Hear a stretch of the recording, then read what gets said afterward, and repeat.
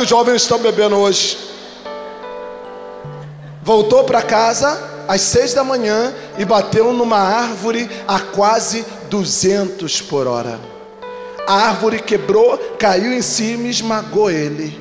A mãe dele conheceu ele pela roupa, porque a árvore esmagou ele. Isso saiu em todos os jornais do Rio de Janeiro. Ele ia fazer um encontro chamado EJC, Encontro de Jovens com Cristo. Sabe quem ia pregar? Era um tal de Cosme. Ia dar o testemunho dele lá. Esse jovem morreu uma semana antes por causa de bebida. Diga isso para o seu irmão, isso não pode. Em nome de Jesus, não pode. Passa a mão na testa. A graça estava passando na vida dele. Talvez aquele jovem hoje estaria louvando ao Senhor, mas está morto. E meu pai era um cachaceiro. Aí ele mudou do Morro do Esqueleto e foi morar na Praia do Pinto, uma favela em frente ao Clube de Regatas do Flamengo. Aquele time vermelho e preto que o símbolo é um urubu, sabe? Aquela coisa horrível que tem no Rio de Janeiro. Aquele time medonho. Horrível. Passa a mão na testa. E eles foram morar ali. E ali foram nascendo meus irmãos, ó. Silmara, Solimar, Selmira, Sônia, Selma, Maura, Carlinhos, Ricardo, Pedro, Edson, Luiz e eu. 12 irmãos, olha assim, ó. Mas sabe por que 12? Silêncio, irmãos. Por que 12? Porque o meu pai ia pro samba, aí chegava em casa tão bêbado e pegava minha mãe para fazer sexo. E ele estava tão bêbado que quando ele fazia o sexo, ele vomitava em cima do rosto da minha mãe. Esse vômito entrava pela boca, pelo ouvido, pelo nariz. Quando ela não queria fazer sexo, ele era muito forte, ele dava uma surra nela, ela caía desmaiada e ele fazia sexo com ela desmaiada. O sexo bom ele fazia com prostituta, mulher do forró, mulher do samba, mulher da rua. E com minha mãe era para botar só para fora. Ele abriu o coração dele ao pecado, deixou o álcool entrar na vida dele, deixou a malandragem entrar na vida dele. Jovem, você não é um malandro, jovem. Homem, você não é um malandro, você é um homem de Deus. Você foi criado para ser um homem e um homem de bem. Diga para o seu irmão do lado, você é um homem de bem, diga para ele.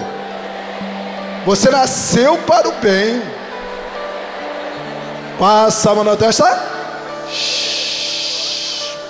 E meu pai era um malandro. Eu nasci dentro de um carro da polícia. Você notou por que minha mãe teve tanto filho, né? Porque ele chegava bêbado, fazia sexo, ela engravidava, aí tinha um bebê, ele agarrava ela de novo, engravidava de novo, e era assim. Eu nasci dentro de um carro da polícia, porque minha mãe, sentindo as dores, a bolsa estourou, meu pai bêbado não conseguiu nem levar minha mãe para o hospital. Foi um policial que pegou minha mãe, botou dentro da patrulhinha, me tirou, cortou o cordão umbilical com um canivete e me entregou dentro do hospital Miguel Couto, na Gávea. A minha irmã Selma nasceu depois de mim, já era cesariana, né? Corta a barriga da mulher. A minha mãe foi, cortou a barriga, e quando ela chegou com o bebê, meu pai falou: desgraçada, eu quero sexo. Ela disse: eu não posso. Ele falou: mas maldita, eu quero.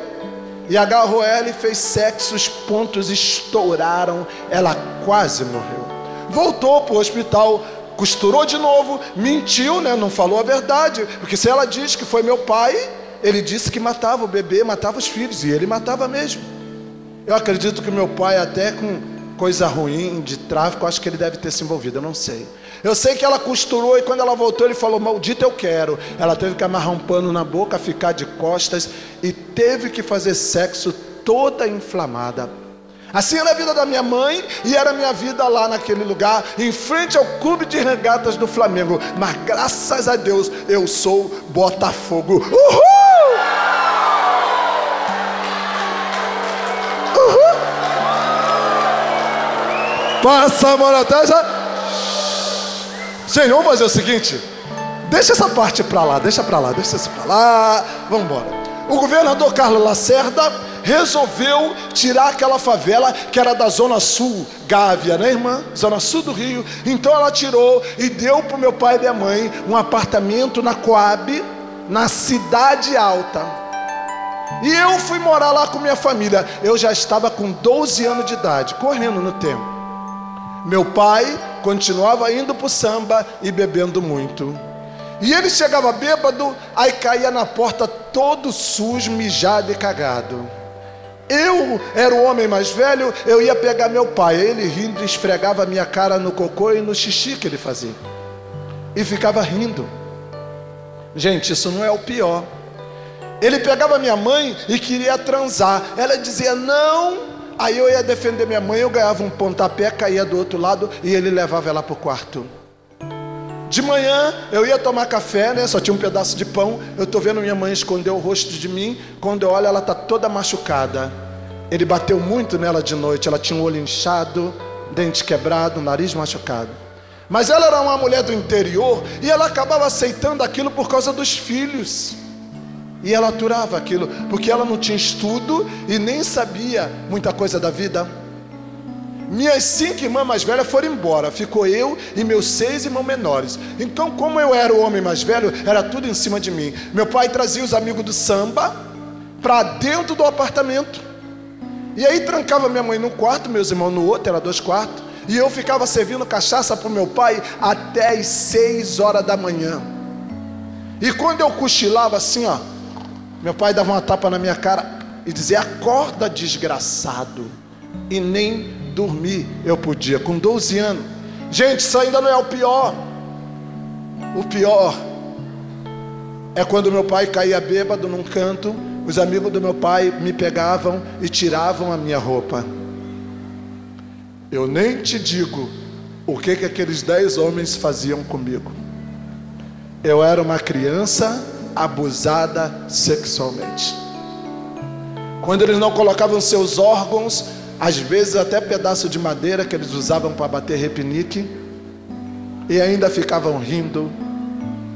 E quando eu descia a lágrima, meu pai acordava, me via chorando, ele dava outra tapa na minha cara e dizia: homem não pode chorar. E nem chorar podia, eu tinha que engolir o choro. Eu tinha que engolir. De tanto apanhar do meu pai, eu fiquei tuberculoso. Por quê? Ele trazia prostituta para dentro de casa e trancava minha mãe no quarto e ficava transando com a prostituta na sala. Aí depois ele me pegava e me fazia, com 13 anos, transar com a prostituta. Aí eu não queria transar, né? Aí ele e a prostituta me davam uma surra. Ela me arranhava todo, me batia e ficava rindo. Até hoje, gente, eu escuto aquela gargalhada, como se fosse a gargalhada do demônio.